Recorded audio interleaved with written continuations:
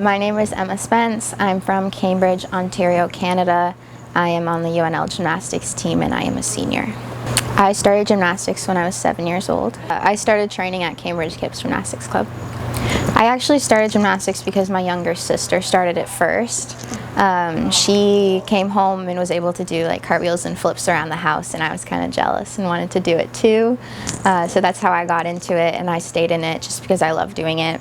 Being able to do the little tricks around the house and have fun with my sister doing that was really cool, and that's kind of why I kept doing it for a while. Before gymnastics, I did soccer, swimming lessons, ballet, like all those typical kids sports. I was 15 years old when I went to the Youth Olympic Games. That was in Buenos Aires, Argentina. That was a really cool experience because they only sent one athlete per sport for like individual sports, so I had to be the top Canadian gymnast at the time to qualify to compete for Canada. So preparation for that was really challenging.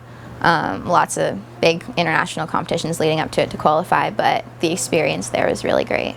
I had to qualify myself and like prove that I was the top Canadian gymnast at the time to qualify to Youth Olympics. So I ended up competing in Argentina a couple months before that. I had a competition in Colombia, and I had a bunch of Canadian competitions leading up to it, and then they kind of based whoever went to the competition on like those results overall. So my parents were great throughout this whole process. That was actually the only international competition that they went to with me because it was such a big deal. So my parents went to Argentina with me, my sister stayed home, but it was really great to have them by my side because they've never really experienced an international competition with me before. And that was definitely a big one, so I was really glad that they were able to go. So growing up, I went to a French Catholic high school actually in Canada. So all my classes, everything I did was in French up until I graduated high school. So that was crazy. But yeah, so it wasn't like a specific sports school or anything, which made it a little bit challenging because I would go to school in the morning and then I'd have to practice in the afternoon. So I left at lunch basically every day of the week. And then when I got home from practice, I had to catch up on the school that I missed. Kind of had to teach it to myself.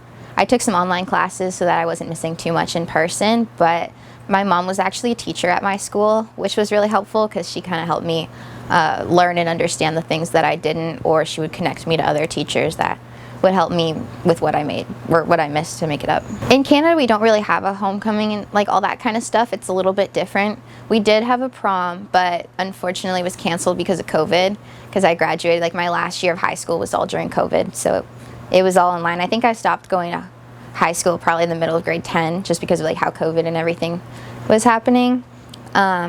So yeah, we didn't really have many things like that, and even if they did, like we had a couple like little school dances and like we call them semi-formals. I did go to one, I think, but because of my training schedule and how I was like in and out of the country a lot, I wasn't really able to go to that kind of stuff. After the 2018 Youth Olympic Games, that was my last international competition as a junior. Then I switched to the senior category. I was an alternate for the World Championships that year. I competed in Australia, Belgium, Hungary, France. Like I traveled around for different like World Cups and smaller competitions, and then a couple years later I ended up going to the Commonwealth Games, which was a big competition. We went to the World Championships. So then over my senior year, or senior years I guess, a couple of those were bigger competitions, but a lot of them were also like smaller World Cups just in different countries. So I actually didn't know that I wanted to do, or if I wanted to do NCAA gymnastics until probably my senior year.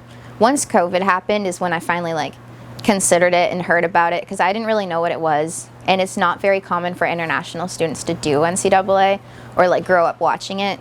But Heather reached out to me, our head coach, and I think she did come to one of the Canadian championships right before COVID happened. So I kind of knew who she was, connected through her. She explained how it all worked for me, and I decided that that was something that I wanted to do. Because I was late in like my decision making and just commitment to NCAA gymnastics, I didn't really talk to many other schools, just because I was still unsure if I wanted to do it for a long time. And I was very open about that with the coaches, saying that I don't really know how this works, but can you kind of give me more information, explain how it works? So I wasn't really in touch with any other schools. It was basically either I'll go to Nebraska or I probably just won't even do it because I just didn't really know how it worked at the time. So a typical day in my life right now is lifting in the morning, a couple of days a week, and then I have usually 3 classes back to back Then I grab lunch, come to practice for a couple hours, and then usually go home, do some homework, catch up on other things that I missed, and yeah.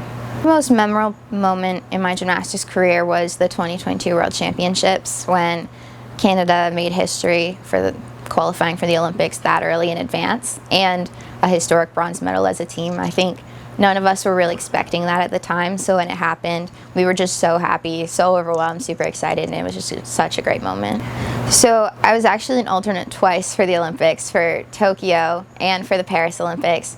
Kind of a tough position to be in, because technically you are named to the team, you train with the team, you prepare with them up until they go, and you're still in touch with them as they're at the Olympics in case someone gets hurt, and figuring out, like, if someone gets hurt, how do you go, how do you make that all work. So being through that twice was kind of crazy. A lot of ups and downs, but being able to train with the team, get some of the gear, and be a part of the conversation leading up to the games was really cool. I think the biggest mental challenge for me has been just the gymnastics environment in some situations. It's known to be a little bit kind of old school with some toxic gymnastics culture, and I did experience some of that, and I think that was probably the hardest thing for me to overcome and just work through.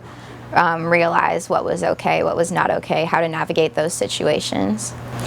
I think the way that I try to handle the pressure is just to fall back and trust on the training that I had leading up to those big moments, and all the experience that I gained throughout the other competitions that I've been through, and realize that, like, when it's time to compete, there's not much you can really do other than just trust yourself, because you already put in the hard work. So just getting out there, trusting yourself, trusting your teammates and the coaches that are putting that faith in you to just go out there and do your best. I can't think of a specific competition that was the most challenging, but I've definitely overcome some injuries, or still competed with some injuries that were really challenging, because it was hard to focus on, like, the routines and, like, what I was actually doing during the meet, because I was also, like, in a lot of pain. So I can't think of, like, a specific competition, but there were definitely times where, like, my body just wasn't feeling right, and I still had to figure out a way to push through that, whether I was injured or sick, and just trying to still perform at my best. I'd say my biggest, like, rock and support system for me growing up and just throughout my whole career has definitely been my family. They've seen the ups and the downs, and they've supported me through all of it, and I'm just so grateful for them. I'd say my relationship with the coaches and the team here is pretty well. I love being out there in the gym, training with my teammates, going out on the competition floor with them, especially after going through the things that we've gone through in the training gym, and being able to showcase that to everyone at the competitions and just show how we're having fun, we're working together, and we're just capable of achieving great things together. And I'd say the coaches have been really well too. I've had a good relationship with them since the start. Very upfront about how I felt about the sport when I didn't even really like it that much, and they've just been really helpful and supportive through navigating those hard times, helping me fall in love with the sport again, and just help me go through the hard times and the good times too. I would tell younger gymnasts to make sure they're enjoying what they're doing. Doing this stuff is a lot.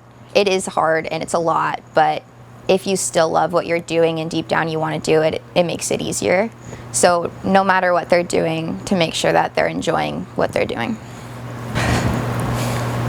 So to wrap up my gymnastics career, I'm focusing on just enjoying my senior year here at Nebraska. I've retired from the elite side of things. I've been doing that for so long, and now I just want to put all my attention and focus on this last year of NCAA gymnastics, taking advantage of all the opportunities, the times with my teammates, and just having fun with it.